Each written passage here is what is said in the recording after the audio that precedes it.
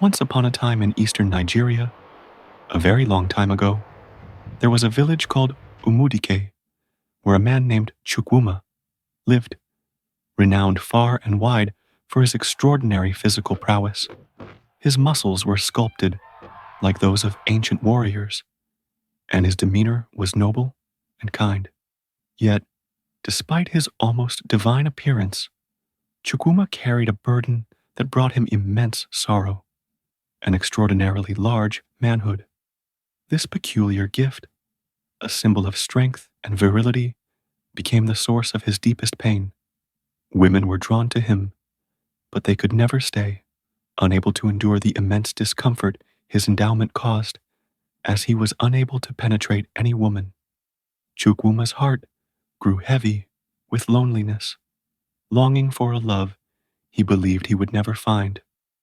The village of Umudike buzzed with anticipation as Chukwuma, known for his bravery and charm, set his eyes on Adana, the most eligible bachelorette in the village.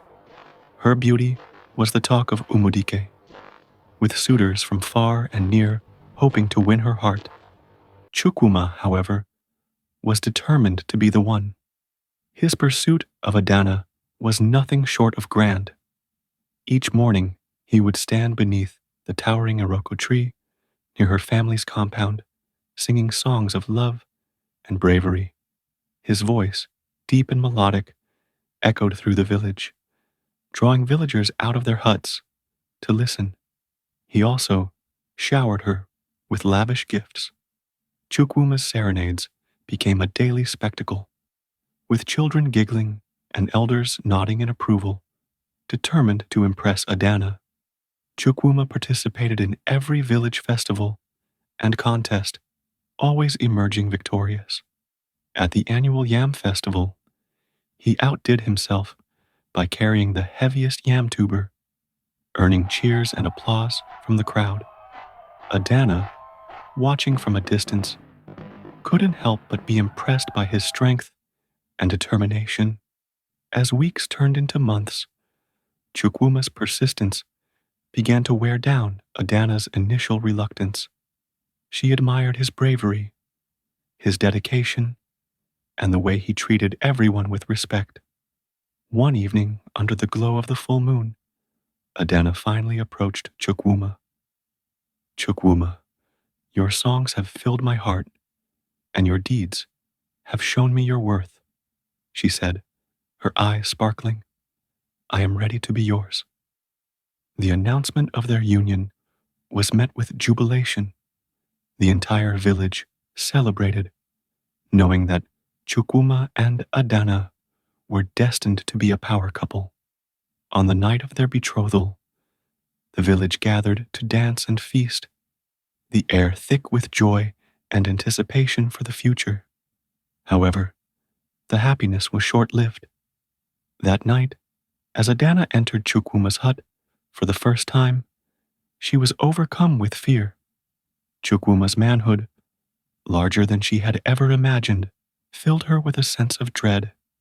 Panic gripped her heart, and before Chukwuma could understand what was happening, Adana fled from the hut, screaming. The village, still awake and buzzing from the celebrations, witnessed the scene unfold. Adana's screams pierced the night, and within moments, the joyous atmosphere turned to one of shock and confusion. Whispers spread like wildfire, and by morning, everyone knew of the scandal. Adana's departure left Chukwuma hurt, heartbroken and humiliated. He couldn't understand why something so natural, or so he thought, had driven her away. The village, though supportive, couldn't help but gossip about the incident. Some elders suggested rituals to appease the gods, believing Chukwuma's enormous manhood was a curse, while others advised him to seek a solution from the village herbalist. Despite the scandal, Chukwuma's love for Adana never wavered. He continued to serenade her, hoping she would one day return and understand that his love was more significant than any physical attribute. The scandal in Umudike gradually became old news, but Chukwuma and Adana's hearts remained burdened by their unresolved feelings. For months, Chukwuma continued his serenades and public displays of affection, hoping to win Adana back, while Adana remained secluded, declining every invitation from him. One fateful day during the Harmattan season, when the dry winds swept through the village and the air was thick with dust, Adana sent a message to Chukwuma. She requested to meet him by the river, a place where they had once shared moments of laughter and dreams. Chukwuma's heart raced as he received the message, hope flickering anew within him. At dusk, Chukwuma arrived at the river, the setting sun casting a golden glow on the water's surface. Adana was already there, her silhouette framed against the fading light. She turned as he approached, her eyes reflecting a mixture of sadness and determination. Chukwuma, Adana began softly, her voice trembling. I have thought long and hard about us, about what happened. The truth is, I never truly loved you. I appreciate your efforts and your dedication, but my heart was never yours. Chukwuma's face fell, but he listened intently, his eyes searching hers. Then why did you agree to be with me, Adana? She sighed, looking away momentarily. I wanted to feel the kind of love and admiration you showed me. I thought that maybe over time, I could learn to love you as you loved me. But that night in your hut, I realized it wasn't fair to either of us.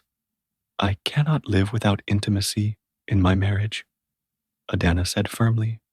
The weight of her words settled between them, and Chukwuma felt his heart break anew, but knew he had to respect her feelings. So what do we do now? He asked, his voice barely a whisper. Adana took a deep breath, steadying herself. We must part ways, Chukwuma.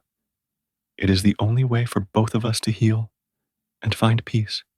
I will always be grateful for the kindness and affection you showed me, but we cannot continue this charade.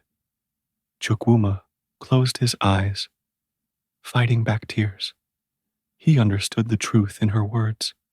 Painful as it is, I will always wish you well, Chukwuma, and I hope you find the love you truly seek.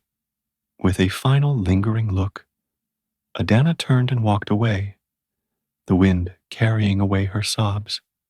Chukwuma watched until she disappeared from sight, the ache in his chest growing with each passing moment. In the weeks that followed, Chukwuma threw himself into his work and village duties, trying to distract himself from the pain. Adana, too, found solace in helping her family and participating in community activities. Though their paths no longer crossed, both found a way to move forward, carrying the lessons of their brief but intense relationship with them. Soon, she caught the attention of a wealthy farmer from a nearby village, an older man already married to 2 wives. But his wealth and influence were well known. Adana accepted his proposal to become his 3rd wife. Her new life brought her security and a different kind of respect, though it was far from the passionate love Chukwuma had offered. One fateful season, calamity struck Umudike, the sacred river that flowed through the village, providing water and sustenance, mysteriously dried up. Panic spread as crops began to wither, and thirst threatened the lives of both people and animals. The village elders convened, desperate for a solution. Consulting the village priest, they discovered an old prophecy. A man of unparalleled strength and unique endowment shall restore the river's life. Chukwuma, with his extraordinary attributes, was the obvious choice. His physical endowment, once considered a curse by the villagers now seemed to be their only hope. Hesitant but resolute in his desire to save his village, Chukwuma approached the sacred riverbed. The prophecy detailed a ritual that required the physical manifestation of strength and virility to revive the water. Summoning all his courage, Chukwuma performed the ritual, his powerful presence and unique anatomy channeling the ancient energies needed to restore the river. Miraculously, water began to flow once more, and the village was saved. News of Chukwuma's heroic deed spread like wildfire. People from distant lands flocked to Umudike to witness the man who had saved an entire village with his extraordinary gift. The king made him a trusted advisor and gifted him a grand house, befitting his new status as the king's right-hand man. Tourists brought lavish gifts, hoping to catch a glimpse of the outline of his impressive manhood. Chukwuma's fame and wealth grew exponentially, yet his heart remained burdened by solitude. Despite the admiration and riches, he still could not find a partner who could endure his physicality. He worried he would never have intimacy as long as he lived. Meanwhile, in a distant kingdom called Umweri, Princess Ifeoma lived under a terrible curse. An evil witch, envious of Ifeoma's beauty and grace, had cursed her so that no man could ever satisfy or stay with her unless the gods intervened, leaving her isolated and unhappy. Her father, the dying king Obioma, was desperate to see his daughter find happiness. On his deathbed, he vowed to grant her one final wish.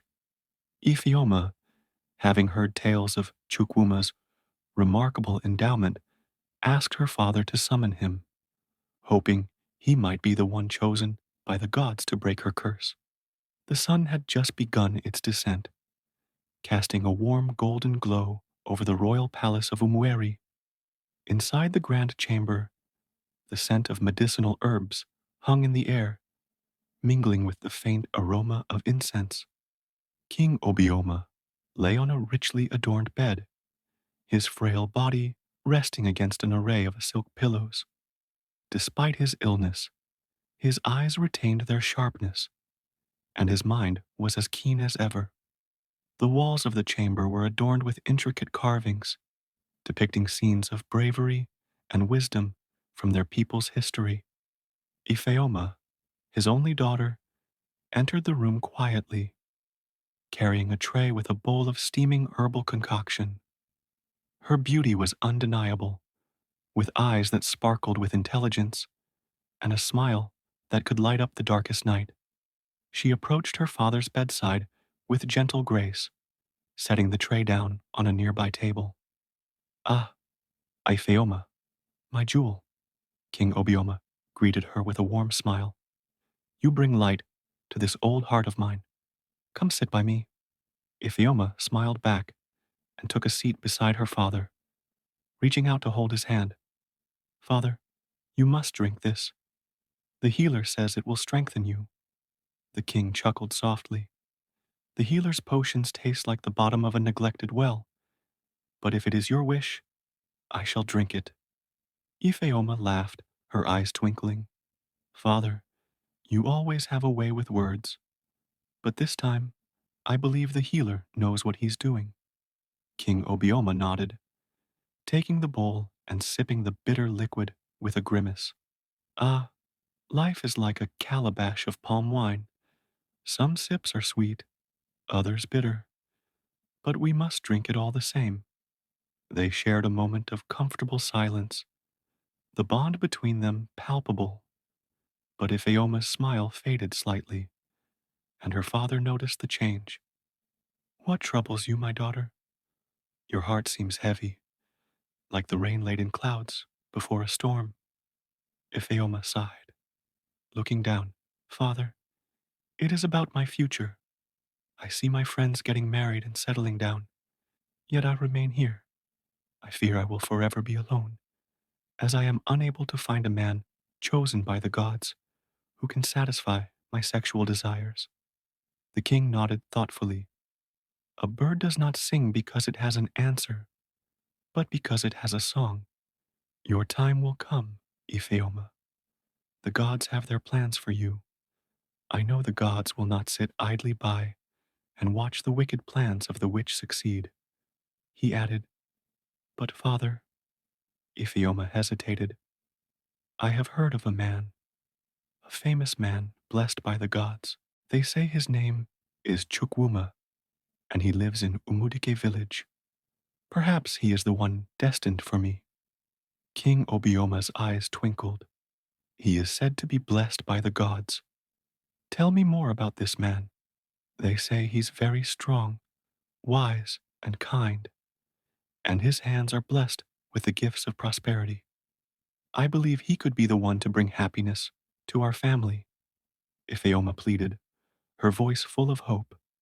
The king noted her words, his mind already working. My beloved daughter, if the gods have indeed blessed this young man, then it is only right that we seek him out. I will send a messenger to summon him to our palace. Ifeoma's face lit up with gratitude. Thank you, father. You always know what is best, she added happily. King Obioma smiled, his heart warmed by his daughter's joy. A good parent is like a bamboo tree. Its roots run deep, and its shade provides comfort. Go now and rest easy. We shall see what the gods have in store. With that, he called for his trusted messenger and instructed him to travel to Umudike village and bring Chukwuma to their palace. As the messenger set off, Ifeoma felt a surge of excitement and anticipation. The journey to finding her destiny had begun. However, Chukwuma, wary of unfamiliar kingdoms and fearing deceit, refused to go. After much deliberation, the princess and her father decided to travel to Umudike themselves. When they arrived, the people of Umudike were in awe of the royal entourage, which came with all manner of beautiful horses, cows, and lots of precious jewelry previously unknown in Umudike. When Princess Ifeoma set her eyes on Chukwuma, she instantly fell in love. The feeling was obviously mutual, for Chukwuma insisted that Ifeoma and her father stay in his largest and most comfortable hut. They would speak the next day, when they were all fully rested and fed. Later that night, as the sun dipped below the horizon, casting long shadows along the riverbank, Chukwuma felt an inexplicable urge to take a walk. The air was heavy with the scent of wet earth and blooming flowers, the river flowing with a serene rhythm that mirrored his thoughts. He strolled leisurely, his mind drifting with the current, until he noticed something unusual. A figure, delicate and ethereal, bathing gracefully in the moonlit water. The moon's soft glow caressed her skin, giving her an almost otherworldly luminescence. Chukwuma was transfixed, his breath catching in his throat. He felt drawn to her, as if an invisible thread were pulling him closer. In a daze, he stripped off his clothes, the cool night air prickling his skin. As he stepped into the water, it was only when he was deep in the river that he realized he hadn't seen her face clearly. The darkness obscured her features, leaving him with a tantalizing silhouette that hinted at extraordinary beauty. He moved closer, the water swirling around them, feeling an electric connection as their bodies met. Her skin was smooth, her touch tender, yet insistent. They moved together in a fluid dance, the water amplifying every sensation, every whisper of movement. Chukwuma lost himself in the moment, his senses overwhelmed by the intensity of their union. The river seemed to hold them in an intimate embrace, the world beyond fading into oblivion. Their shared passion reached a fevered pitch. Every touch, every sigh mingling with the night. Chukwuma felt an ecstasy he had never known as he penetrated her, a deep primal satisfaction that left him breathless and yearning. He felt so relaxed and complete as his manhood was relaxed in her warm embrace. Then, as suddenly as she had appeared, the woman slipped away, disappearing into the darkness like a mirage. Chukwuma called out, his voice echoing off the river banks. But she was gone, leaving only the memory of their encounter. He returned to the shore, his body trembling, his mind racing. He dressed slowly, every movement deliberate, as if to anchor himself back to reality. But sleep eluded him that night. He lay on his mat, staring up at the thatched roof, his thoughts consumed by the mysterious woman. Who was she? How had she disappeared so suddenly? The questions gnawed at him, their answers just out of reach. As dawn broke, painting the sky in hues of pink and gold, Chukwuma reached a startling conclusion. This woman, this ethereal being who had satisfied him so deeply, could not be of this world. He must have wandered into the spirit realm, encountering a being of otherworldly grace and passion. It was the only explanation that made sense. No ordinary woman could have touched him so profoundly, leaving an indelible mark on his soul. With this realization, Chukwuma resolved to return to the riverbank, hoping to encounter the mysterious spirit once more, to unravel the enigma that now haunted his waking thoughts. The next day, the king of Umudike came very early to Chukwuma's home to greet the royal entourage. They exchanged pleasantries, and the meeting promptly ensued. But not before Chukwuma's servants served up a very large feast. While eating, they discussed the purpose of their visit. The sun was high in the sky, casting a brilliant light over Chukwuma's expansive compound in Umudike village. The air was filled with the sounds of chatter and the occasional burst of laughter as villagers gathered to witness the meeting of two great kings. The compound was beautifully decorated with colorful cloths and garlands of flowers, a testament to Chukwuma's wealth and hospitality. In the center of the compound, under a large canopy, sat King Obioma of Umweri and King Eze of Umudike.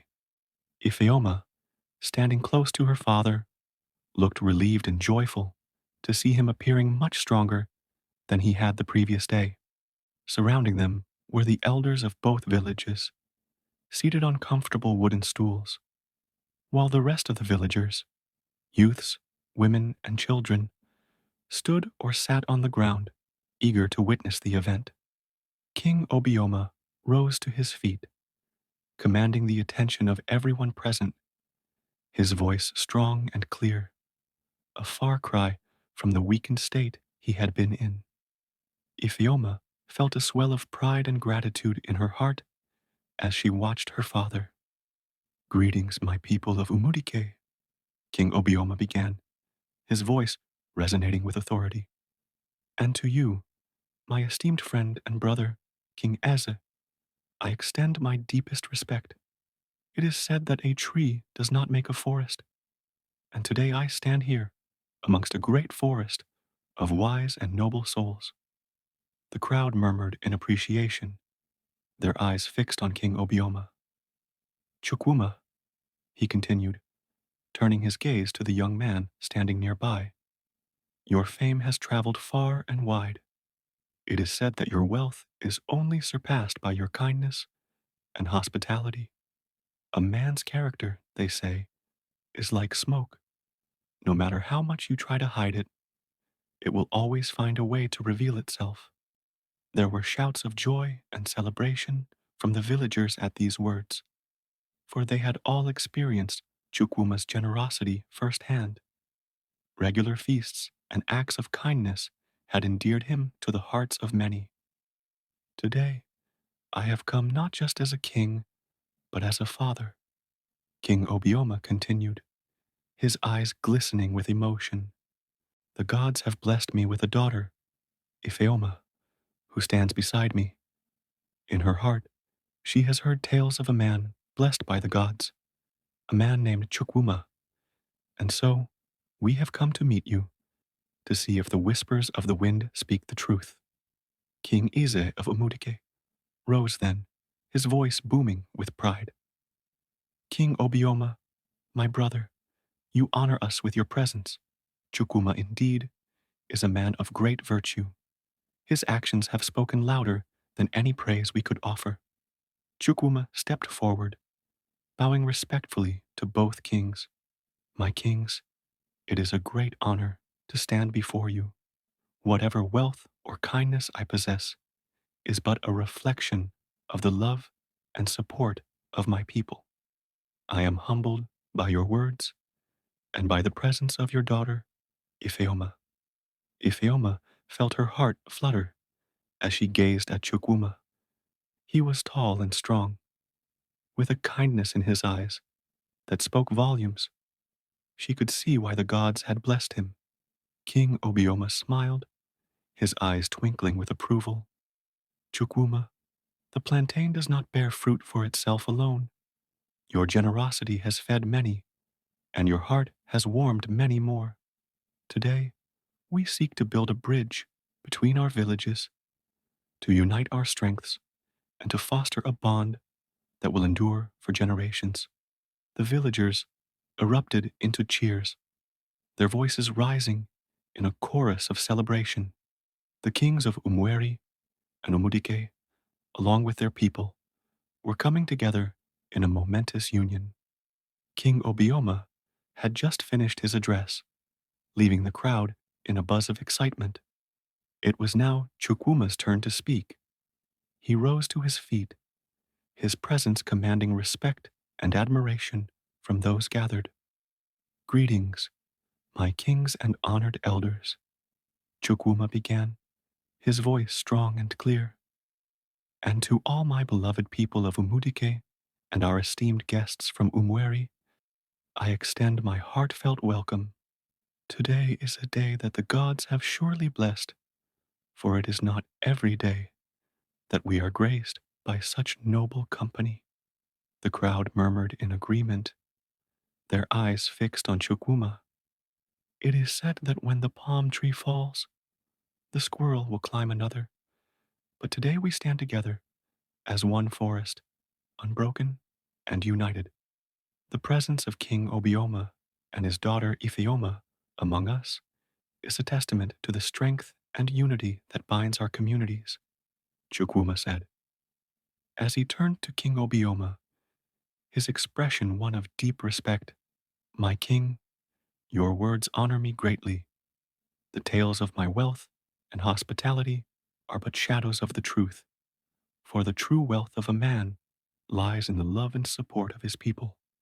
It is their faith and trust that make me who I am. As the stars twinkled in the night sky over Umudike, I found myself restless and in need of solitude. The arrival of Princess Ifeoma and her father had stirred something within me, a mixture of hope and trepidation. To clear my mind, I took a walk along the tranquil riverbank, the cool night air providing a soothing backdrop. He continued, as I wandered closer to the water's edge, my attention was suddenly captured by a mesmerizing sight. There, bathed in the soft glow of the moonlight, was a woman. Her silhouette was otherworldly, her every movement fluid and captivating. The curve of her hips, the arch of her back, and the gentle sway of her hair as she moved entranced me. Her pitch-black nappy hair was a crown of beauty, framing her face and flowing down her back, soft and full, even in the darkness. The water glistened on her skin, highlighting every contour of her sensual form, her dark skin glowing under the moonlight. An overwhelming pull drew me closer. My breath quickened, my heart pounding in my chest. Who was this enchanting woman? Was she a spirit from the other realm, or a mystical being sent to soothe my restless soul? Chukwuma said, looking perplexed as he continued. I returned to my hut, unable to sleep. I replayed the encounter over and over in my mind, each detail etched into my memory. I was convinced I had experienced something otherworldly, a gift from the gods, or a visitation from a spirit. As the first light of dawn broke, I resolved to find out who she was, hoping that she might hold the key to ending my loneliness, as no ordinary maiden could. Chukwuma narrated. But Ifeoma, unable to maintain her composure any longer, started crying and confessed that she was the one at the river the previous night. Silence fell on the crowd as murmurs erupted in different sections. Chukwuma once again rose to speak, which restored absolute silence and attentiveness from the villagers. He began, King Obioma, you spoke of bridges and unity. Chukwuma continued, his eyes shining with conviction. A single broomstick can be broken, but a bundle remains strong. In the same way, our villages united will be unbreakable. Together, we will face whatever challenges come our way, and together, we will celebrate our victories. The crowd erupted into cheers, their voices rising in a chorus of approval. Chukwuma's words had struck a chord with them, reinforcing the sense of unity and strength that was palpable in the air. Chukwuma then turned to Ifeoma, his gaze softening. Ifeoma, daughter of the great King Obioma, your presence here is a blessing. It is said that the morning sun never forgets the village where it rises. Today you rise in Umudike, and we are honored to welcome you. Ifeoma felt her heart flutter as she gazed at Chukwuma. He was tall and strong, with a kindness in his eyes that spoke volumes. She could see why the gods had blessed him, as she had never felt as complete as she had the previous night. Her encounter with Chukwuma, though unplanned, had turned out to be more than she could have ever imagined. No man had ever come close to satisfying her as much as Chukwuma had. She knew now, more than ever, that Chukwuma was the god's gift to her. They had finally intervened. She thought silently to herself as she let out a reassuring smile. Chukwuma smiled warmly, addressing the crowd once more. Let this day be remembered as the day two villages came together, not just in words, but in spirit. Let the bond we forge today be a beacon for future generations, a reminder that we are stronger together. With a deep breath, Chukwuma turned to face Ifeoma directly. Ifeoma, it is said that the heart knows when it has found its home. My heart tells me that my home is with you. Will you do me the honor of becoming my wife? The compound fell silent, every eye fixed on Ifeoma. The anticipation was palpable, the air thick with suspense. Ifeoma smiled, her eyes shining with emotion. Yes, Chukwuma, I will, she replied softly. The silence was broken by an eruption of joy. The villagers cheered, their voices rising in a deafening chorus of celebration. The sound was a symphony of happiness echoing through the compound and beyond. The elders nodded in approval, their faces breaking into wide smiles. King Obioma and King Ize exchanged satisfied glances, their hearts swelling with pride and joy. This union was a testament to the strength and unity of their villages. Chukwuma and Ifeoma stood together, basking in the outpouring of love and support. The knowledge that their union had brought such joy to their people filled them with a sense of purpose and fulfillment. As the celebration continued, feasts were prepared, and traditional songs and dances filled the air. The villagers, now more than ever, felt a deep connection to one another, their bonds strengthened by this joyous occasion. Ifeoma and Chukwuma moved through the crowd, receiving blessings and congratulations from everyone they met. The elders imparted wisdom, the women offered words of encouragement, and the children looked up at them with admiration and wonder. The marriage feasting lasted a whole week, and during that time, the couple were basically attached at the hip. On the seventh day of feasting, it was revealed that Ifeoma was pregnant, and Chukwuma was made the crown prince and heir apparent of Umueri. The following decades, Ifeoma gave birth to 19 children.